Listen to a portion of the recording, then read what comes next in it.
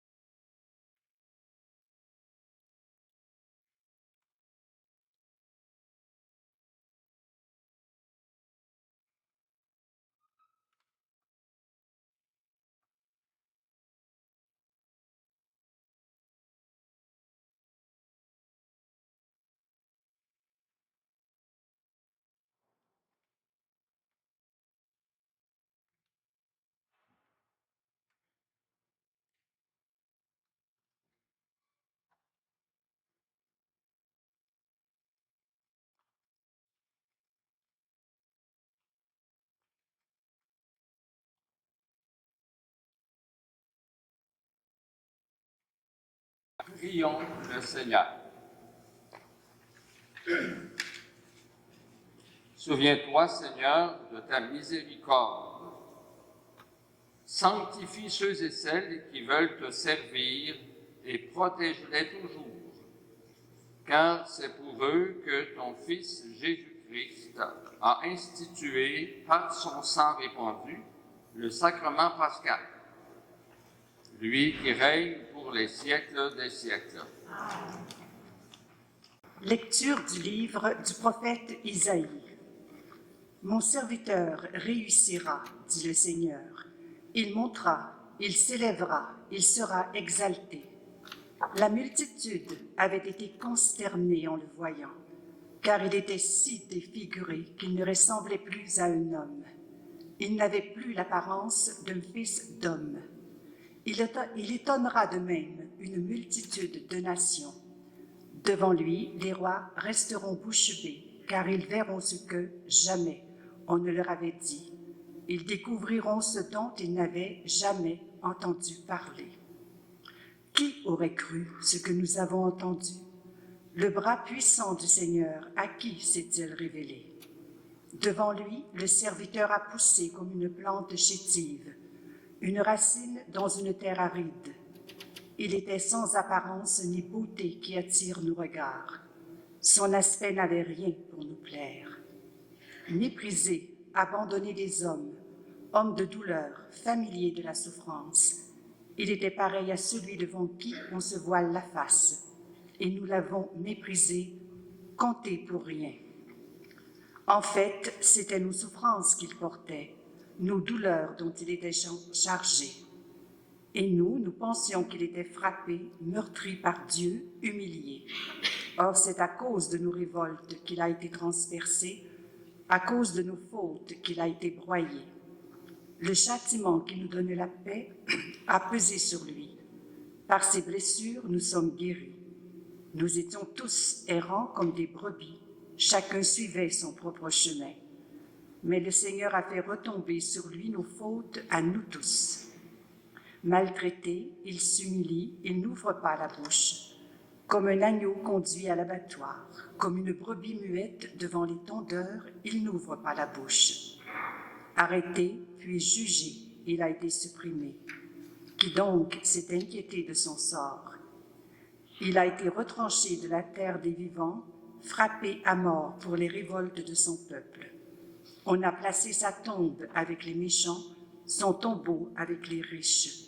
Et pourtant, il n'avait pas commis de violence. On ne trouvait pas de tromperie dans sa bouche. Broyé par la souffrance, il a plu au Seigneur. S'il remet sa vie en sacrifice de réparation, il verra une descendance. Il prolongera ses jours. Par lui, ce qui plaît au Seigneur réussira. Par suite de ses tourments, il verra la lumière. La connaissance le comblera. Le juste, mon serviteur, justifiera les multitudes. Il se chargera de leurs fautes. C'est pourquoi, parmi les grands, je lui donnerai sa part. Avec les puissants, il partagera le butin, car il s'est dépouillé lui-même jusqu'à la mort, et il a été compté avec les pécheurs, alors qu'il portait le péché des multitudes et qu'il intercédait pour les pécheurs. Parole du Seigneur. Rendons grâce à Dieu.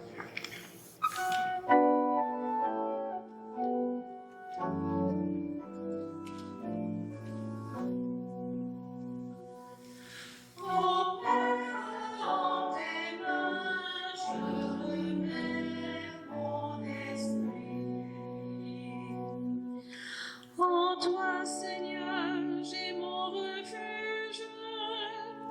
Garde-moi d'être humilié pour toujours. En tes mains, je remets mon esprit. Tu me rachètes, Seigneur, Dieu de vérité. Je suis la risée de mes adversaires et même de mes voisins. Je fais peur à mes amis. S'ils me voient dans la rue, ils me fuient. Mon Père, dans tes mains, je remets mon esprit. On m'ignore comme un mort oublié, comme une chose qu'on jette. J'entends les calomnies de la foule, ils s'accordent pour monter la vie. Moi, je suis sûre de toi, Seigneur. Je dis, tu es mon Dieu. Mes jours sont dans ta main, délivre-moi des mains hostiles qui s'acharnent. Mon Père, dans tes mains, je remets mon esprit. Sur ton serviteur, que s'illumine ta face. Sauve-moi par ton amour. Soyez forts, prenez courage, vous tous qui espérez le Seigneur. Mon Père, dans tes mains, je remets mon esprit.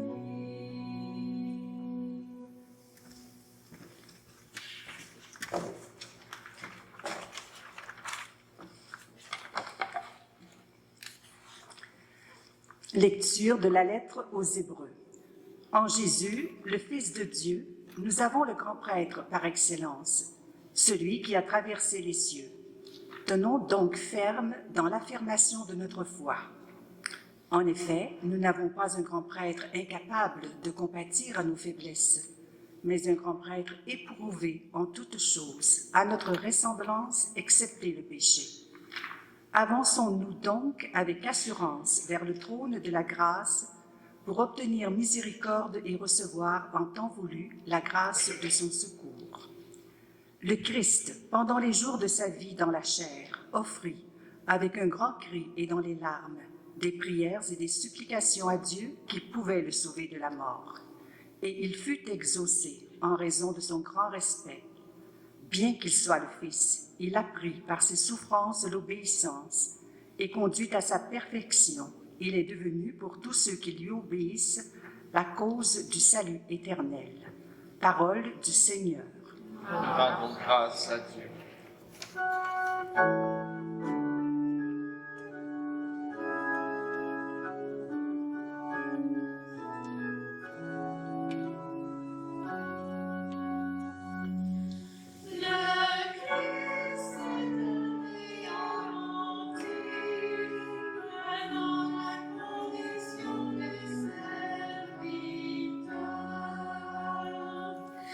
Pour nous, le Christ est devenu obéissant jusqu'à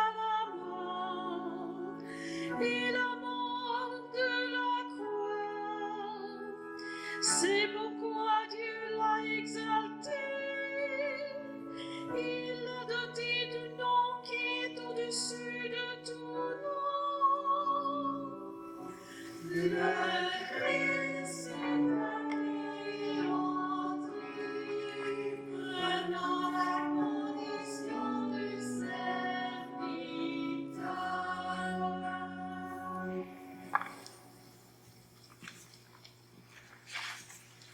La passion de notre Seigneur Jésus-Christ selon saint Jean. En ce temps-là, après le repas, Jésus sortit avec ses disciples et traversa le torrent du Cédron. Il y avait là un jardin dans lequel il entra avec ses disciples. Judas, qui le livrait, connaissait l'endroit, lui aussi, car Jésus et ses disciples s'y étaient souvent réunis.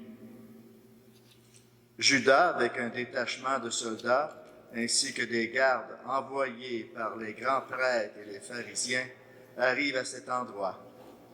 Ils avaient des lanternes, des torches et des armes. Alors Jésus, sachant que tout ce qui allait lui arriver, s'avança et leur dit. Qui cherchez-vous? Ils lui répondirent. Jésus de Nazareth. Il leur dit. C'est moi, je le suis. Judas, qui le livrait, se tenait avec eux. Quand Jésus leur répondit, « C'est moi, je le suis », ils reculèrent et ils tombèrent à terre. Il leur demanda de nouveau. Qui cherchez-vous? Ils dirent. Jésus de Nazareth. Jésus répondit. Je vous l'ai dit, c'est moi, je le suis. Si c'est bien moi que vous cherchez, ceux-là, laissez-les partir. Ainsi s'accomplissait la parole qu'il avait dite. Je n'ai perdu aucun de ceux que tu m'as donnés. Or, Simon-Pierre avait une épée.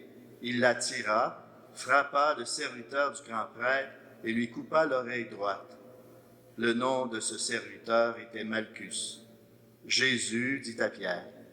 Remets ton épée au fourreau. La coupe que m'a donnée le Père, vais-je refuser de la boire? Alors la troupe, le commandant et les gardes juifs se saisirent de Jésus et le ligotèrent. Ils l'amenèrent d'abord chez Anne, beau-père de Caïphe, qui était grand prêtre cette année-là. Caïphe était celui qui avait donné aux Juifs ce conseil, « Il vaut mieux qu'un seul homme meure pour le peuple. » Or, Simon-Pierre ainsi qu'un autre disciple suivaient Jésus. Comme ce disciple était connu du grand prêtre, il entra avec Jésus dans le palais du grand prêtre. Pierre se tenait près de la porte dehors. Alors l'autre disciple, celui qui était connu du grand prêtre, sortit, dit un mot à la servante qui gardait la porte et fit entrer Pierre. Cette jeune servante dit alors à Pierre, « N'es-tu pas, toi aussi, l'un des disciples de cet homme? » Il répondit, « Non, je ne le suis pas. » Les serviteurs et les gardes se tenaient là, comme il faisait froid. Ils avaient fait un feu de braise pour se réchauffer. Pierre était avec eux en train de se chauffer. Le grand prêtre interrogea Jésus sur ses disciples et sur son enseignement. Jésus lui répondit, « Moi, j'ai parlé au monde ouvertement. J'ai toujours enseigné à la synagogue et dans le temple, là où tous les Juifs se réunissent, et je n'ai jamais parlé en cachette. Pourquoi m'interroges-tu? Ce que je leur ai dit, demande-le à ceux qui m'ont entendu. Eux savent ce que j'ai dit. » À ces mots, un des gardes qui était à côté de Jésus lui donna une gifle en disant, « C'est ainsi que tu réponds au grand prêtre? » Jésus lui répliqua, « Si j'ai mal parlé, montre ce que j'ai dit de mal. Mais si j'ai bien parlé, pourquoi me frappes-tu? » Anne l'envoya, toujours ligoté, au grand prêtre Caïphe. Simon-Pierre était donc en train de se chauffer.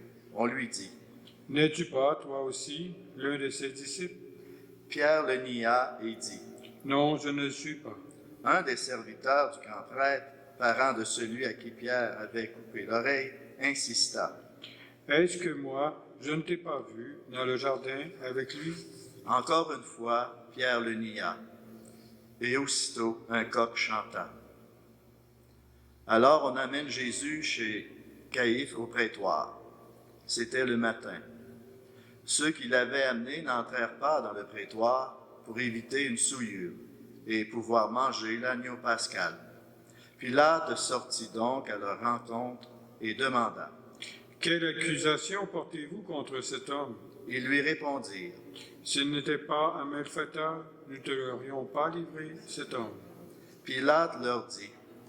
Prenez-le vous-même et jugez-le suivant votre loi. Les Juifs lui dirent. Nous n'avons pas le droit de mettre quelqu'un à mort. Ainsi s'accomplissait la parole que Jésus avait dite pour signifier de quel genre de mort il allait mourir. Alors Pilate rentra dans le prétoire. Il appela Jésus et lui dit. Es-tu le roi des Juifs? Jésus lui demanda. Dis-tu cela de toi-même, ou bien d'autres te l'ont dit à mon sujet? Pilate répondit. Est-ce que je suis juif, moi? Ta nation et les grands prêtres t'ont livré à moi. Qu'as-tu donc fait? Jésus déclara. Ma royauté n'est pas de ce monde. Si ma royauté était de ce monde, j'aurais des gardes qui se seraient battus pour que je ne sois pas livré aux Juifs. En fait, ma royauté n'est pas d'ici. Pilate lui dit. Alors tu es roi. Jésus répondit. C'est toi-même qui dis que je suis roi. Moi, je suis né, je suis venu dans le monde pour ceci, rendre témoignage à la vérité.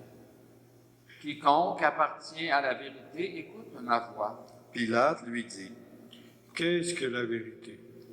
Ayant dit cela, il sortit de nouveau à la rencontre des Juifs et il leur déclara. Moi, je ne trouve en lui aucun motif de condamnation. Mais chez vous, c'est la coutume que je relâche quelqu'un pour la Pâque. Voulez-vous donc que je vous relâche le roi des Juifs? Alors ils répliquèrent en criant. Pas lui, mais Barabbas. Or ce Barabbas était un bandit. Alors Pilate fit saisir Jésus pour qu'il soit flagellé. Les soldats tressèrent avec des épines une couronne qui lui posèrent sur la tête. Puis ils le revêtirent d'un manteau pourpre. Ils s'avançaient vers lui et ils disaient. Salut, roi des Juifs. Et ils le giflaient. Pilate de nouveau sortit dehors et leur dit. Voyez, je vous l'amène dehors pour que vous sachiez que je ne trouve en lui aucun motif de condamnation. Jésus donc sortit dehors, portant la couronne d'épines et le manteau pourpre. Et Pilate leur déclara. Voici l'homme. Quand ils le virent, les grands prêtres et les gardes se mirent à crier. Crucifie-le, crucifie-le. Pilate leur dit. Prenez-le vous-même et crucifiez-le. Moi, je ne trouve en lui aucun motif de condamnation. Ils lui répondirent. Nous avons une loi, et suivant la loi, il doit mourir, parce qu'il s'est fait fils de Dieu. Quand Pilate entendit ces paroles, il redoubla de crainte. Il rentra dans le prétoire et dit à Jésus. D'où es-tu? Jésus ne lui fit aucune réponse. Pilate lui dit alors. Tu refuses de me parler à moi? Ne sais-tu pas que j'ai le pouvoir de te relâcher et le pouvoir de te crucifier? Jésus répondit. Tu n'aurais aucun pouvoir sur moi si tu ne l'avais reçu d'en haut. C'est pourquoi celui qui m'a livré à toi porte un péché plus grand. Dès lors, Pilate cherchait à le relâcher, mais des Juifs se mirent à crier. Si tu le relâches, tu n'es pas un ami de l'empereur. Quiconque se fait roi s'oppose à l'empereur. En entendant ces paroles, Pilate amena Jésus au dehors. Il le fit asseoir sur une estrade au lieu dit le dallage, en hébreu, Gabata. C'était le jour de la préparation de la Pâque, vers la 6e heure, environ midi. Pilate dit aux Juifs. Voici votre roi. Alors ils crièrent. À mort, crucifiez-le. Pilate leur dit. Vais-je crucifier votre roi? Les grands prêtres répondirent. Nous n'avons pas d'autre roi que l'empereur. Alors il leur livra Jésus pour qu'il soit crucifié. Ils se saisirent de Jésus, et lui-même, portant sa croix, sortit en direction du lieu dit le crâne ou calvaire. qui se dit en hébreu Golgotha. C'est là qu'ils le crucifièrent, et 2 autres avec lui, un de chaque côté, et Jésus au milieu. Pilate avait rédigé un écriteau qu'il fit placer sur la croix. Il était écrit « Jésus le Nazaréen, roi des Juifs ». Beaucoup de Juifs lurent cet écriteau, parce que l'endroit où l'on avait crucifié Jésus était proche de la ville et que c'était écrit en hébreu, en latin et en grec. Alors les grands prêtres des Juifs dirent à Pilate, « N'écris pas « roi des Juifs », mais « cet homme a dit que je suis le roi des Juifs ». Pilate répondit, « Ce que j'ai écrit, je l'ai écrit. » Quand les soldats eurent crucifié Jésus, ils prirent ses habits. Ils en firent 4 parts, une pour chaque soldat. Ils prirent aussi la tunique. C'était une tunique sans couture, tissée tout d'une pièce, de haut en bas. Alors ils se dirent entre eux, « Ne la déchirons pas, désignons par sort celui qui l'aura. » Ainsi s'accomplissait la parole de l'Écriture. Ils se sont partagés mes habits, ils ont tiré au sort mon vêtement. C'est bien ce que firent les soldats. Or, près de la croix de Jésus se tenait sa mère et la sœur de sa mère, Marie, femme de Cléophas, et Marie-Madeleine.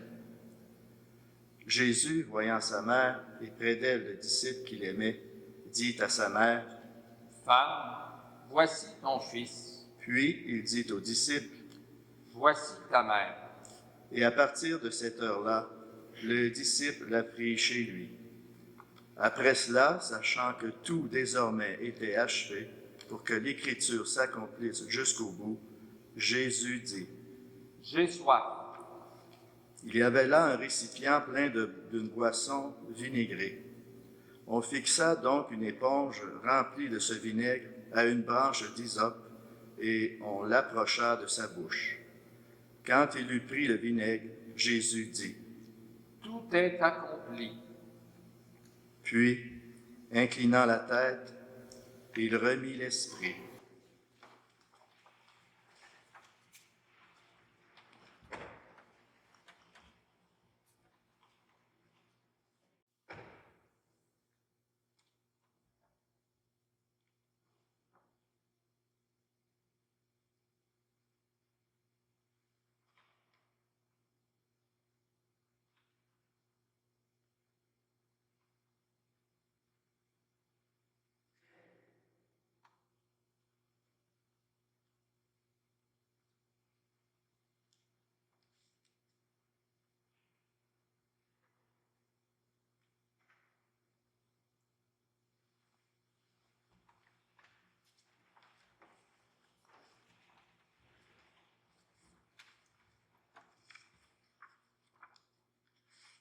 Comme c'était le jour de la préparation, c'est-à-dire le vendredi, il ne fallait pas laisser les corps en croix durant le sabbat, d'autant plus que ce sabbat était le grand jour de la Pâque. Aussi, les Juifs demandèrent à Pilate qu'on enlève les corps après leur avoir brisé les jambes. Les soldats allèrent donc briser les jambes du premier, puis de l'autre homme crucifié avec Jésus. Quand ils arrivèrent à Jésus, voyant qu'il était déjà mort, ils ne lui brisèrent pas les jambes, mais un des soldats, avec sa lance, lui perça le côté. Et aussitôt, il en sortit du sang et de l'eau. Celui qui a vu rend témoignage, et son témoignage est véridique. Et celui-là sait qu'il dit vrai, afin que vous aussi, vous croyiez. Cela, en effet, arriva pour que s'accomplisse l'Écriture, aucun de ces os ne sera brisé. Un autre passage de l'Écriture dit encore, « Ils lèveront les yeux vers celui qu'ils ont transpercé. » Après cela, Joseph d'Arimathie, qui était disciple de Jésus, mais en secret par crainte des Juifs, demanda à Pilate de pouvoir enlever le corps de Jésus. Et Pilate le permit. Joseph vint donc enlever le corps de Jésus. Nicodème, celui qui, au début, était venu trouver Jésus pendant la nuit, vint lui aussi. Il apportait un mélange de myrrhe et d'aloès pesant environ 100 livres. Ils prirent donc le corps de Jésus, qu'ils lièrent de linge, en employant les aromates, selon la coutume juive, d'ensevelir les morts. À l'endroit où Jésus avait été crucifié, il y avait un jardin, et dans ce jardin, un tombeau neuf, dans lequel on n'avait encore déposé personne. À cause de la préparation de la Pâque juive, et comme ce tombeau était proche, c'est là qu'ils déposèrent Jésus. Acclamons la parole de Dieu. Louange à toi, Seigneur Jésus.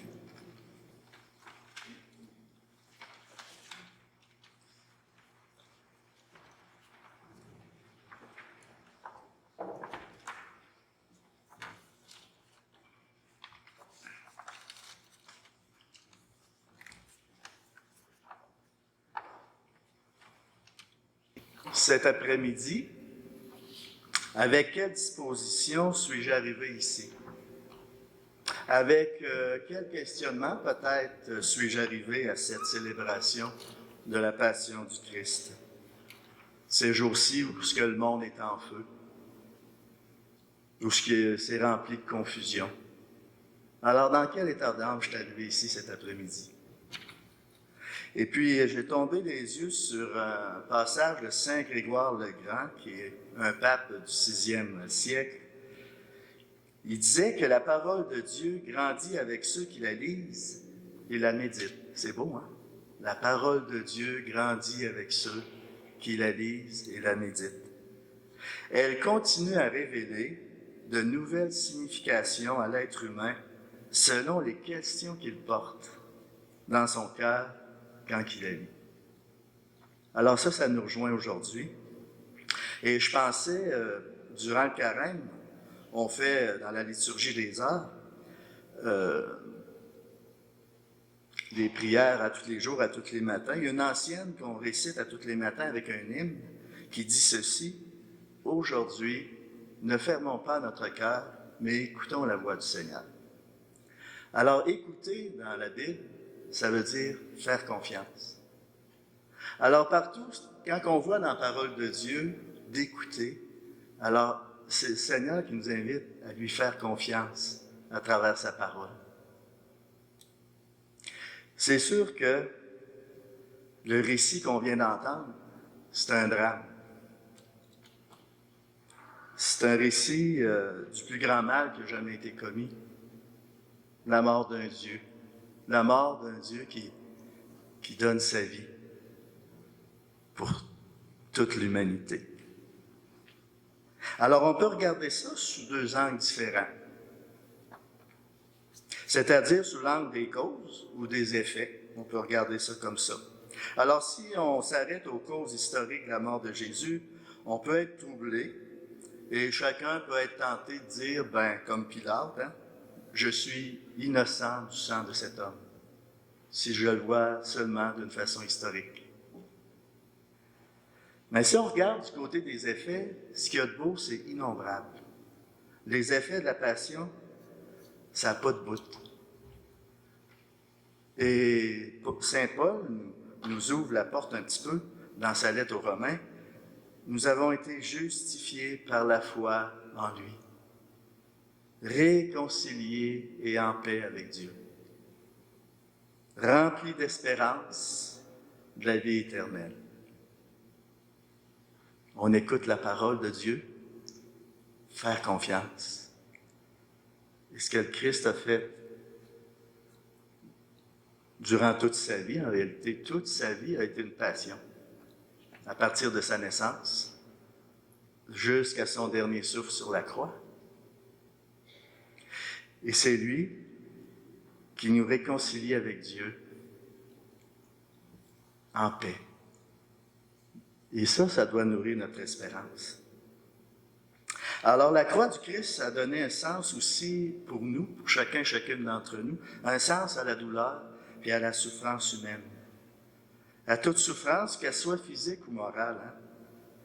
Chose certaine, chose qu'on sait, c'est pas une punition, c'est pas une malédiction. Puis des fois, on porte ça encore. On porte ça encore. C'est qu'est-ce que j'ai fait au bon Dieu? Hein? Ça fait partie de notre langage bien souvent. Mais tu sais, le Christ, il l'a porté sur lui. Le Fils de Dieu l'a pris sur lui. Et pas seulement la douleur de ceux qui ont la foi, mais de toute l'humanité. C'est ça qui est beau. Il est mort pour tous. S'il dit à quelque part, et moi, quand j'aurai été élevé de terre, avait-il dit, j'attirerai à moi tous les hommes. Pas seulement quelques-uns, pas seulement 144 000, tous les hommes. Alors, notre célébration cet après-midi de la Passion du Seigneur, c'est essentiellement vivre une conversion. C'est jamais fait une fois pour toutes. Alors, la Semaine Sainte, hein, on est dedans depuis quelques jours, c'est une occasion d'entrer en Jésus, d'entrer en lui, de lui donner la permission aussi qu'il puisse entrer dans ma vie. On a besoin de lui donner la permission. Encore là, Saint Paul nous dit, si donc quelqu'un est dans le Christ, il est une créature nouvelle. Le monde ancien s'en est allé, un monde nouveau est déjà né. Et tout cela vient de Dieu. C'est tellement beau. À chaque fois que je prends la peine de m'arrêter dans la prière, de méditer sa parole, c'est un monde nouveau. Il y a quelque chose de neuf qui arrive. Puis ça, c'est un effet de sa passion, qui a été jusqu'au bout. Il nous aima jusqu'au bout. C'est encore un bel effet de sa passion. Ici, je voudrais ouvrir une parenthèse, peut-être qui... J'ouvre une parenthèse parce que ça concerne quand même la mort du Christ, parce que moi, je pense que au niveau de notre propre mort, ça va arriver un jour. Hein? Alors, j'ai tombé sur un livre de Cantala Messa, c'est Nous prêchons un Christ crucifié. Très beau livre, ça se lit très bien. Puis il parle un peu de l'euthanasie là-dedans. Et il est allé chercher une parole, si nous mourons avec lui, nous vivrons. Puis lui, il disait, ça confirme que c'est possible de mourir à deux. Quand j'arrive dans ce passage de la mort à la vie éternelle, hein, ou à la vie de l'au-delà, comme on dit souvent, dans ce passage de la mort, je ne le vis pas seul. On le vit à deux. Le Christ nous accompagne dans ce passage. Un effet de plus de sa passion.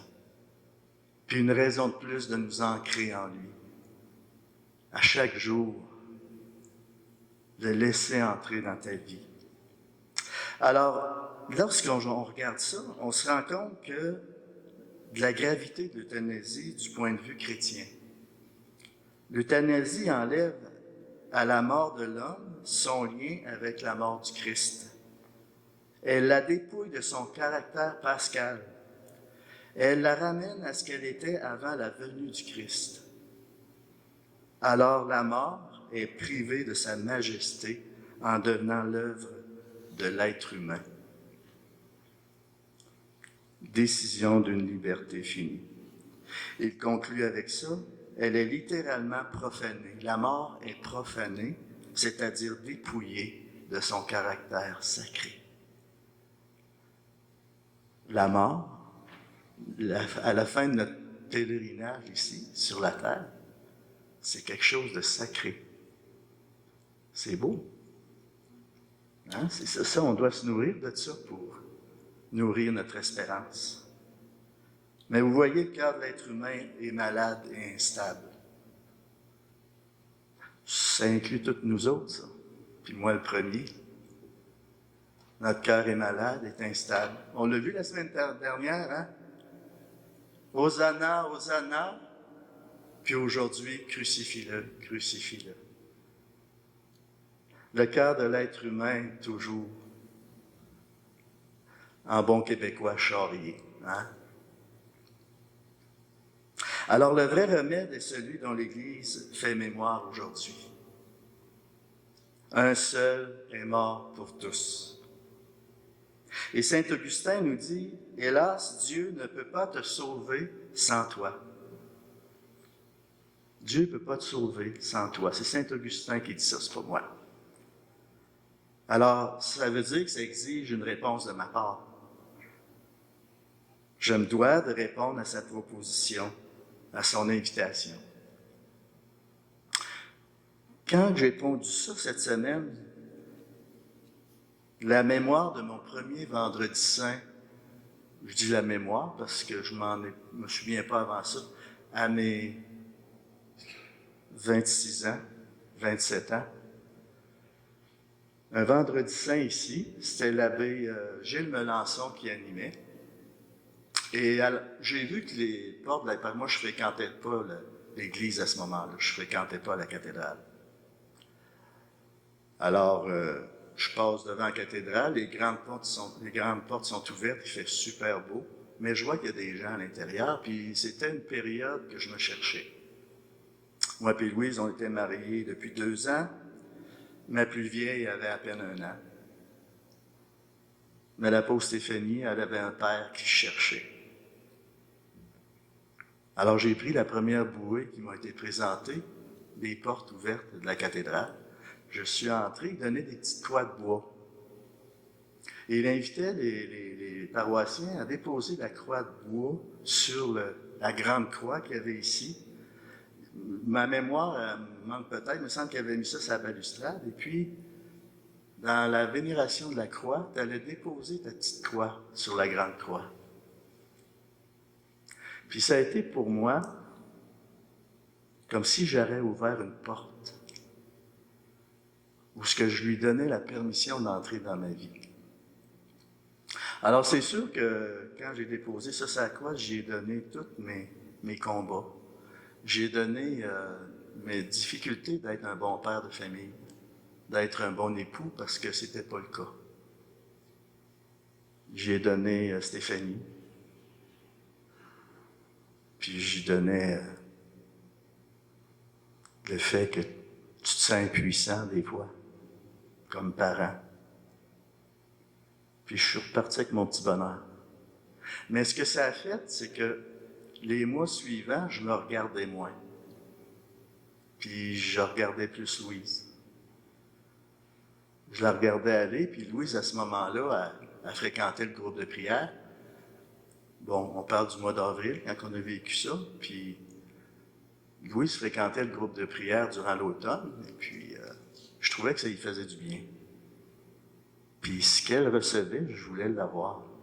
Puis jamais Louise m'a forcé à aller à la messe ou aller au groupe de prière.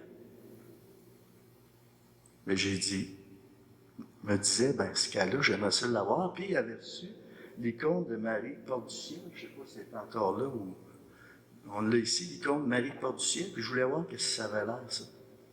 Et puis cette curiosité-là m'a amené ici, au premier groupe de prière en janvier suivant. Puis c'est là que le bon Dieu m'a punché.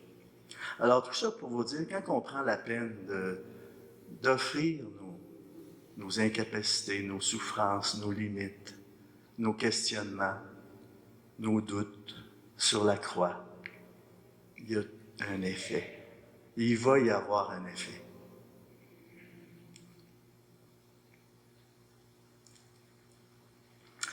Alors, si vous voulez, on va se recueillir un petit peu. On va se recueillir. Si vous voulez, vous pouvez fermer les yeux. Je termine avec ceci.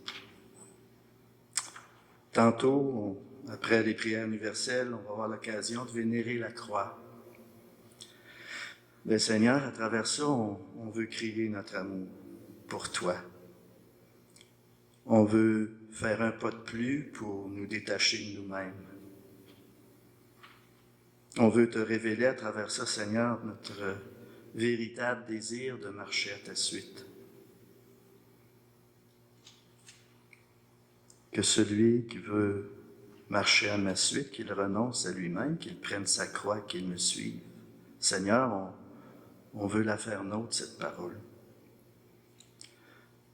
Alors tantôt, Seigneur, on veut déposer notre charge d'orgueil, de vanité. On veut déposer ça sur la croix. Je veux déposer, Seigneur, toutes mes suffisances pour revêtir l'humilité du Christ. Je veux déposer sur la croix, Seigneur, à travers cette vénération, toutes mes tristesses, mes déceptions, mes peurs, mes égoïsmes, mes refus de Dieu, mes manques de charité fraternelle, mes divisions, mes rancunes. Jésus, je suis sûr que tu vas tout prendre ça. C'est ça qui t'a cloué sur la croix. Jésus l'a vécu, il a souffert et il a donné sa vie pour ça, pour que moi, j'ai la vie. Alors c'est ça que le Seigneur nous demande cet après-midi. Amen.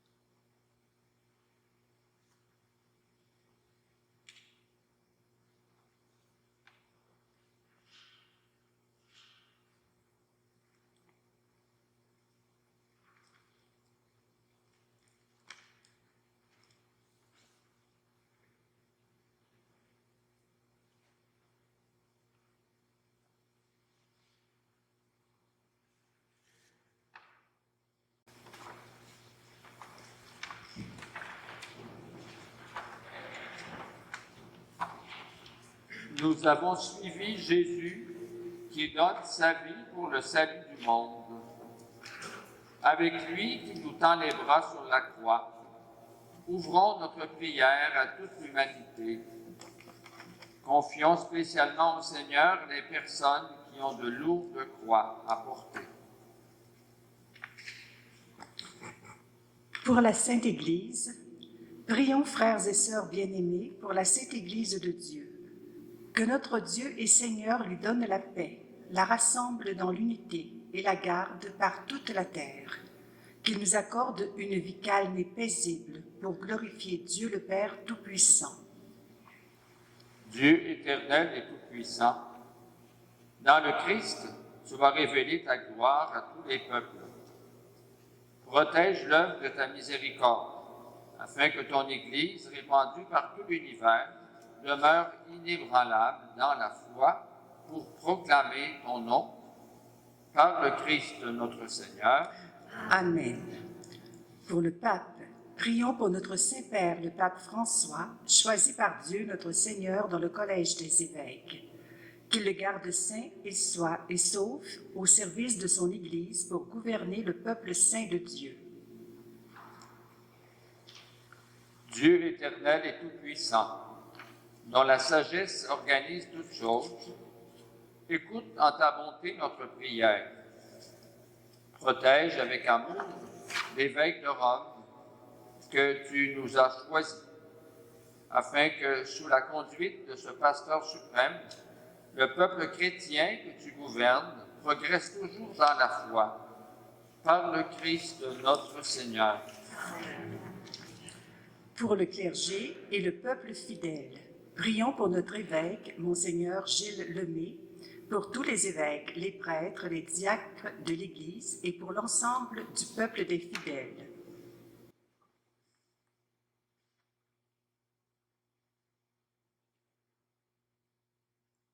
Dieu éternel et tout-puissant, dont l'Esprit sanctifie et gouverne le corps entier de l'Église, exauce les prières que nous t'adressons pour tes ministres, afin que par le don de ta grâce, tout ton peuple te serve avec fidélité, par le Christ notre Seigneur.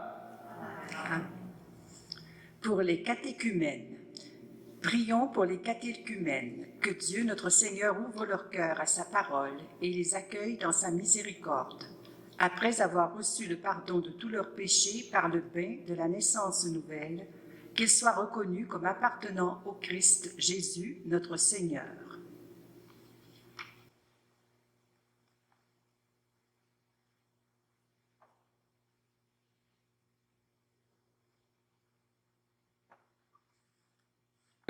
Dieu éternel et tout-puissant, toi qui assures la fécondité de ton Église en lui donnant toujours de nouveaux enfants, augmente en nos catéchumènes la foi et l'intelligence de la foi, qu'ils renaissent à la source du baptême et prennent place parmi tes enfants d'adoption, par le Christ notre Seigneur. Amen. Pour l'unité chrétienne, prions pour nos frères et sœurs qui croient au Christ et cherchent la vérité. Que le Seigneur notre Dieu les rassemble et les garde dans son unique Église.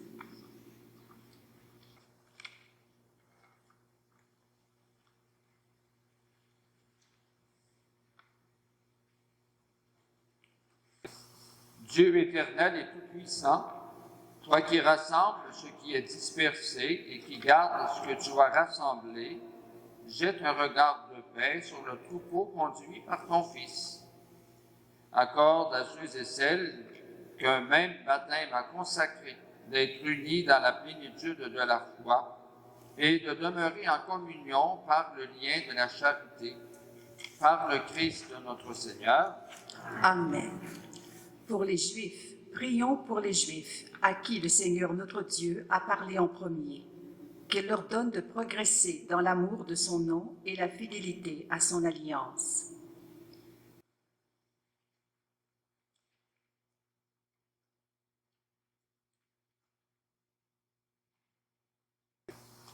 Dieu éternel et tout-puissant, toi qui as confié tes promesses à Abraham et à sa descendance, écoute avec bonté les prières de ton Église. Donne au peuple que tu as choisi en premier de parvenir à la plénitude de la rédemption par le Christ notre Seigneur. Amen. Pour ceux et celles qui ne croient pas en Jésus-Christ, prions pour ceux et celles qui ne croient pas au Christ. Demandons qu'à la lumière de l'Esprit Saint, ils puissent s'engager eux aussi sur le chemin du salut.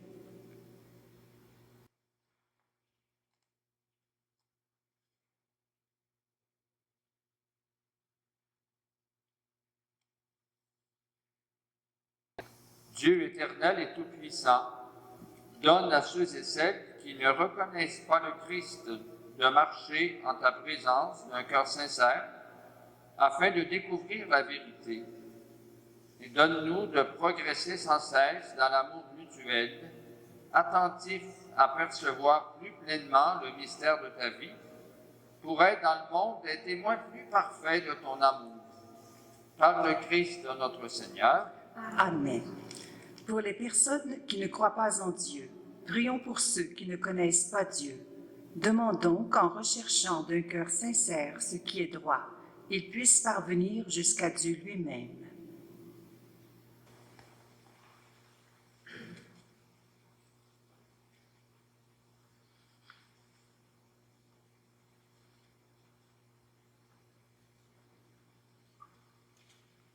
Dieu éternel et tout-puissant, tu as créé l'être humain pour qu'il te cherche dans un désir inlassable et que son cœur s'apaise en te trouvant.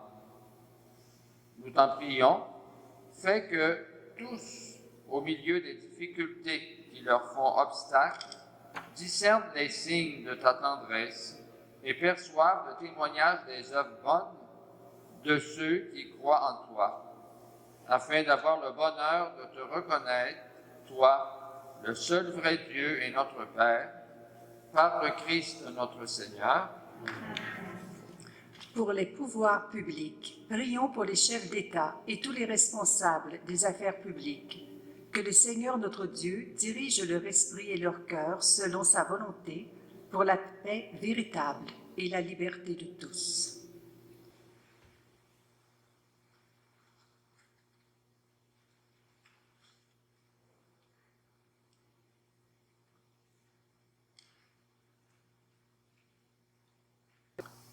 Dieu éternel et tout-puissant, le cœur humain et les droits des peuples sont dans ta main. Regarde avec bienveillance ceux qui exercent le pouvoir sur nous. Que par ta grâce s'affermisse partout sur la terre la sécurité et la paix, la prospérité des nations et la liberté religieuse. Par le Christ notre Seigneur. Amen. Pour ceux et celles qui sont dans l'épreuve, frères et sœurs bien-aimés, prions Dieu le Père Tout-Puissant pour qu'il purifie le monde de toute erreur, chasse les maladies et repousse la famine, ouvre les prisons et brise les chaînes, protège ceux qui voyagent, ramène chez eux les exilés, donne la force aux malades et aux mourants accorde le salut.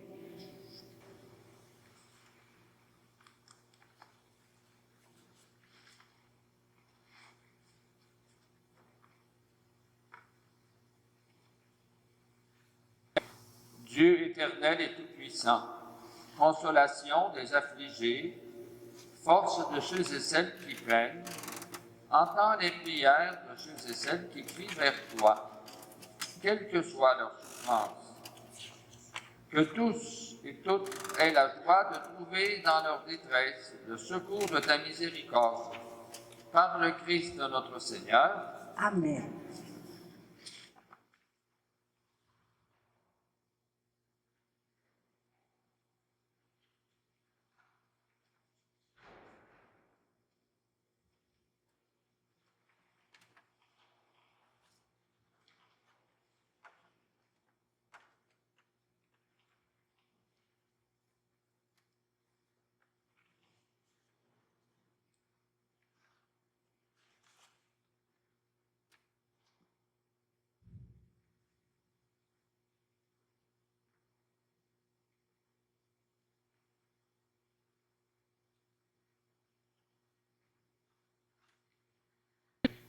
Voici le poids de la croix qui a porté le salut du monde. Venez, adorons.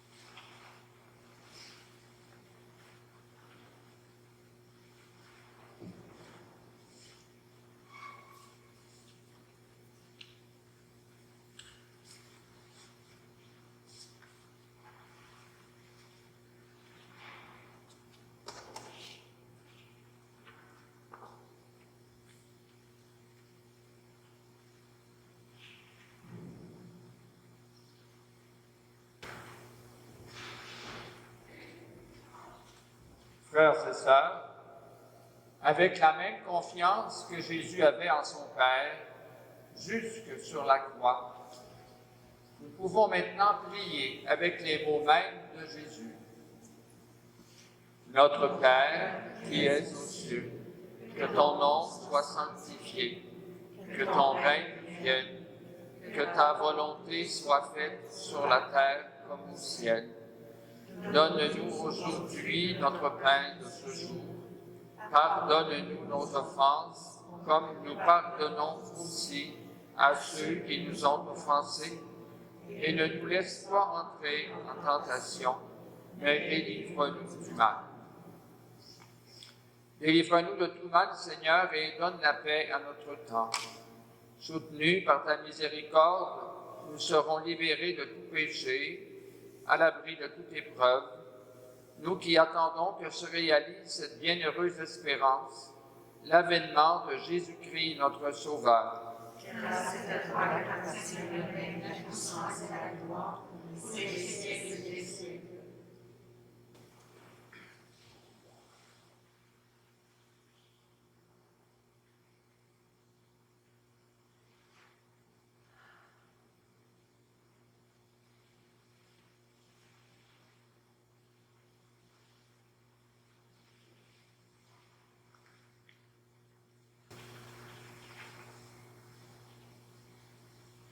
Voici l'agneau de Dieu, voici celui qui enlève les péchés du monde. Heureux les invités au repas des noces de l'agneau. Seigneur, je ne serai pas digne de ton sang, mais dis seulement une parole, je serai guéri. Que le corps et le sang du Christ nous gardent pour la vie éternelle. Amen.